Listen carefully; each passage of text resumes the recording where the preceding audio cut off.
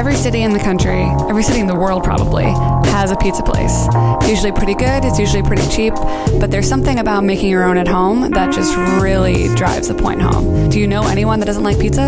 I don't want to know that person. Honestly, making pizza only takes a few simple ingredients. What you're gonna need is a little bit of warm water. It's gonna activate a good amount of dried yeast, a bit of sugar that's gonna act as food for the yeast, salt for flavor, flour for the base of the dough. Extra virgin olive oil that's gonna, one, make your dough a little bit easier to work with, and it's also gonna add just a little hint of flavor. All right, so first things first, we have to bloom our yeast.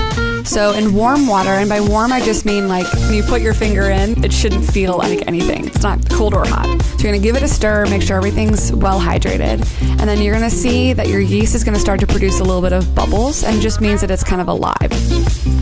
If you don't see any change, that means that your yeast might be a little on the old side. Throw that out and start again with some fresh yeast. We're gonna add salt to the flour and not to the yeast water mixture. Salt will slow down the production of yeast, so we wanna make sure that we're adding that later on once the yeast is already activated. We're gonna add extra virgin olive oil. Again, it's gonna add a little bit of flavor. We're gonna throw in the water and sugar mixture. It's easiest in a bowl because it won't like make a huge mess while you bring the dough together. What we're trying to do is just hydrate as much of the flour as we can. Once we're happy that we're not gonna have like water or flour all over the place, we can toss it onto our board and start kneading it. So kneading is one of those things that like people tend to not do enough. Set a timer and do it for 10 minutes. You wanna be able to look at it and it's like so pokey and smooth and fun. And what you're trying to do is just roll the dough on top of itself and then push forward. You're not trying to tear the dough. You're really just trying to like rotate and make sure that you're getting like all parts of the dough incorporated. At the end of it, we want like a really nice, pretty top. You'll know when you're done kneading the dough when you press the dough and it springs back right away. So now what we want to do is get like the really gorgeous top part of the dough. You can just pull the sides of the dough from the outside in so that it makes a nice ball on the other side. Once you turn it over, push your pinkies in and kind of rotate the dough and do like a really beautiful round ball.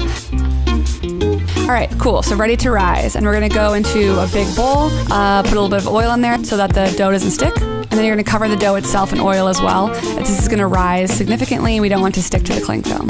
So I like to cover with cling so that it's much easier to get off. Like I've done a lot of doughs where you cover with a towel and then it gets stuck to the towel, so I prefer cling. So you can let this rise for an hour if you don't have a ton of time. Even better would be to let this rise overnight. So the one on the left is one that's been risen for 24 hours and the one on the right has been rising for an hour. It's still gonna be a great flavor, it's still gonna be a great texture. So the longer you let this process go, just like the more flavor and the more complexity is gonna be in your dough. And what we're gonna do now is just bring this dough back to life.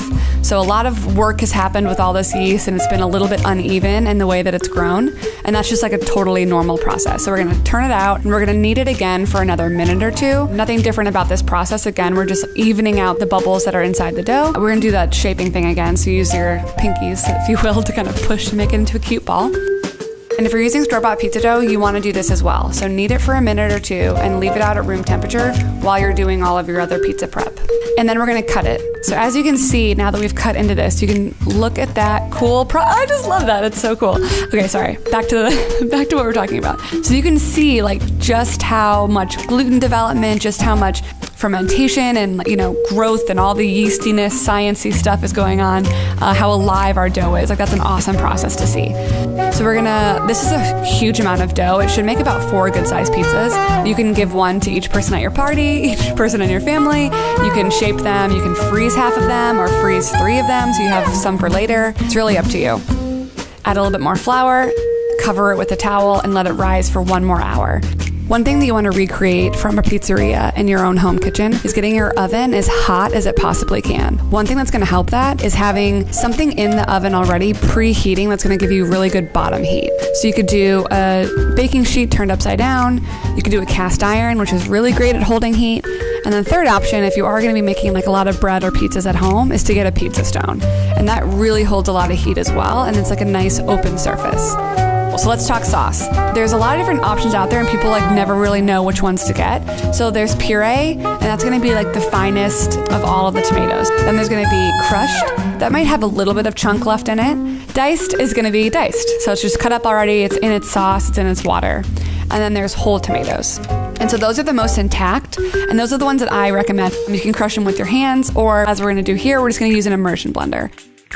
Little safety PSA, if you're having any leftover sauce, do not store it in the tin can, store it in a separate container, and make sure to throw the can away. Now let's talk cheese. The thing about pre-shredded cheese is it has some product on it that prevents it from clumping in the bag.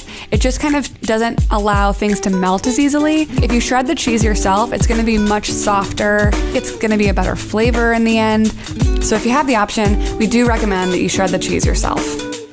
One thing about using fresh mozzarella is that you can leave the chunks as big as you want. So if you're super cheesy, you can have huge chunks on your pizza. So now that our dough is rested, it's ready to be shaped.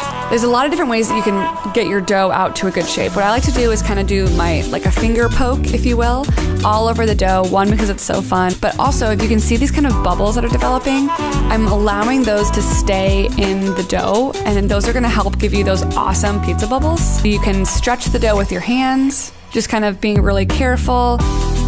You can use your fingers and kind of spread it, if you will, do a combo of things. I used to work at a pizza place, and the guy would actually put the dough like on the side of the table and kind of stretch it that way, and he would let gravity work its magic and kind of let the dough stretch out itself.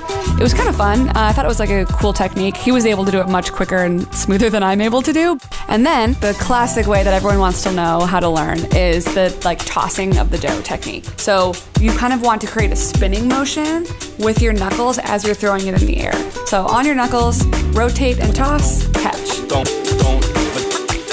So now it's time to assemble our pizza. So we're gonna use a turned over baking sheet. So this is gonna act as our peel. And a peel is that cool plank that they have at a pizzeria that helps get the pizzas in and out of the oven. And we're gonna use a little bit of semolina. If you don't have that, you can use flour, but we just need something so that the pizza won't stick to the bottom, but also so that it helps us like move the pizza really quickly off our quote unquote peel and onto the preheated baking sheet. And then we're going to just reshape our pizza ever so slightly, re-stretch it out just a little bit. So when you're adding like sauce and stuff to your dough, just try and work quickly here. So like don't panic or anything, but if you are too slow, it's gonna be much harder to get the pizza off the peel and into the oven. So we're gonna use just a ball of mozzarella, and I like to tear it up pretty small so that we can get like a really good even amount of cheese throughout the whole thing. So you wanna take it off when the cheese is a nice dark deep brown and the crust is like a golden brown as well. And then we like to do a little bit of fresh basil on top. Again, I'm kind of a perfect biter, so I like everything to be like a good bite size. I don't wanna like bite into a huge piece of basil and then like have it hang out of your mouth, you know what I mean? Like, yum. So that's like a classic margarita. Look at the crunch. Yes. All right, cool. And now you eat. Really easy. And a little like pizza bianca, if you will, or like a white pizza or a pizza without a sauce. That's just gonna be a little bit of olive oil. Again, more cheese of your choice. We're using mozzarella. We put a bit of dried oregano on top of this as well. And this is gonna go into the oven as is.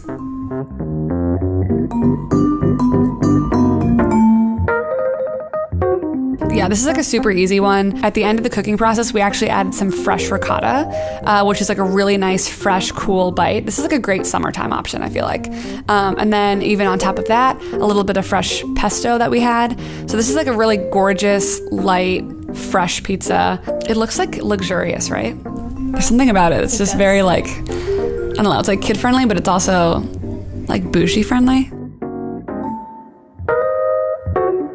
And then obviously the other fan favorite is a good classic pepperoni. So with that, it's just cheese, sauce, spicy pepperoni. You can grate some fresh Parmesan on top at the end of it. None of that weird stuff in the canister. You gotta freshly grate it, so much better. Yeah, and the cool thing about pizza is whatever you want. My favorite toppings, seriously, I'm not even kidding, are like bacon and olive. It's like so salty and crunchy. It's so good, I love it.